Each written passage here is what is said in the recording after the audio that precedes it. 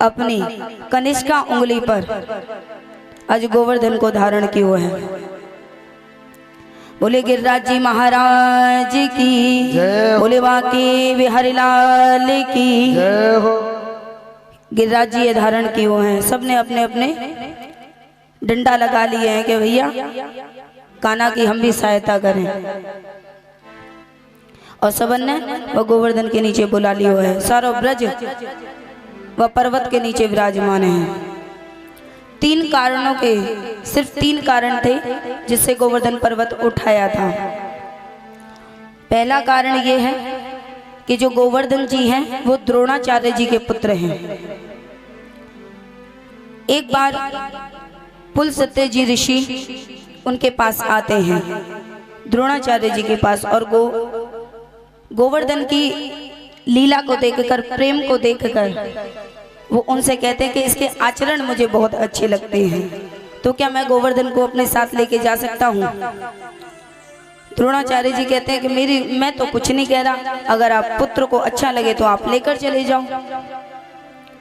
मेरी प्रार्थना है कि आप कथा पर ध्यान दें, आपको पता चले कि गोवर्धन पर्वत क्यों उठाया। जब आपसे कोई पूछे तो आप बता सकें। तीन कारण थे, जो पहला कारण मैं आपको बता रही हूँ। गोवर्धन जी किसके पुत्र थे? आप 2 मिनट रुक जाइए। अब तो आपने बता दिया, जब मैं आपसे पूछूं तब तो भैया लेकर चले हैं। उन्होंने बोला गोवर्धन जी महाराज से कि आप हमारे साथ चलना चाहेंगे?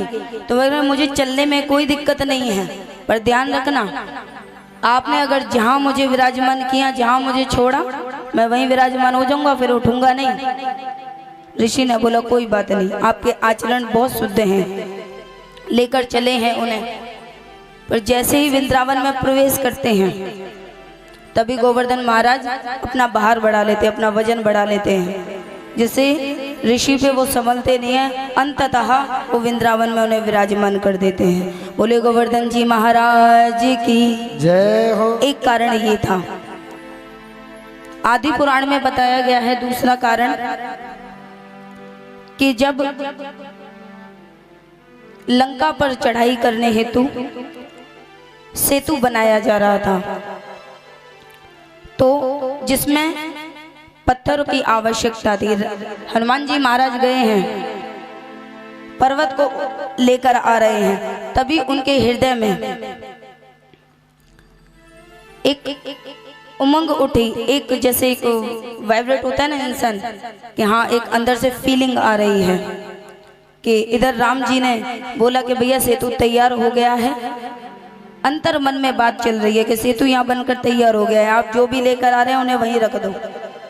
तो जो वो लेकर आ रहे थे पर्वत, वो गोवर्धन पर्वत थे, और जिस मार्ग से ला रहे थे वो बीच में वृंदावन था। उन्होंने, हनुमान जी महाराज ने उन्हें वहीं रखा और आगे चल दी।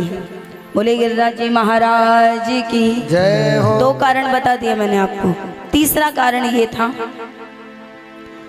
कि मेरे ठाकुर जी रूप बदल बदल कर राधा रानी से मिलने के लिए बरसाने जाया करते थे, परंतु एक दिन सारे रूपों में वो पकड़े गए। तो उन्होंने बोला मैं क्या किसी से डरता हूँ, अब मैं कोई रूप नहीं बदलूंगा, अब मैं जिस स्वरूप में हूँ वैसे ही जाऊंगा।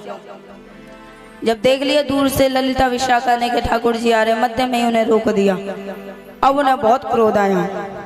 अब वो विचार कर रहे हैं अब तो मैं ऐसी लीला रचूंगा कि 7 दिनों तक राधा रानी मेरे सामने रहेंगी, मैं उनके दर्शन कर पाऊंगा। तो एक कारण ये भी है कि पूरा ब्रज वहाँ इकट्ठा था और राधा रानी 7 दिन तक उस पर्वत के नीचे विराजमान थी।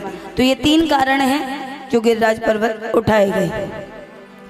तो भैया पहला दिन बीता, दूसरा दिन बीते, तीसरे दिन में मनसुखा कह रहे हैं, सब गोप कह रहे हैं कि लाला ऐसा दिखा रहे हो जैसे तय नहीं उठा रखे हैं गोवर्धन, हमने तो कछु करो ना, हमारे देखिए लटिया लेके खड़े हुए हैं, हमने उठा रखो है। तब ठाकुर जी कह रहे हैं हाँ हाँ तुम नहीं उठा रखो, एक काम करो तुम लगा ले, मैं अपनी उंगली हटा देता हूँ। तो कह रहे हाँ हाँ हटा ले लाला, तू भी दुख गया होगा तेरे हाथ। जैसे ही ठाकुर जी ने हटाने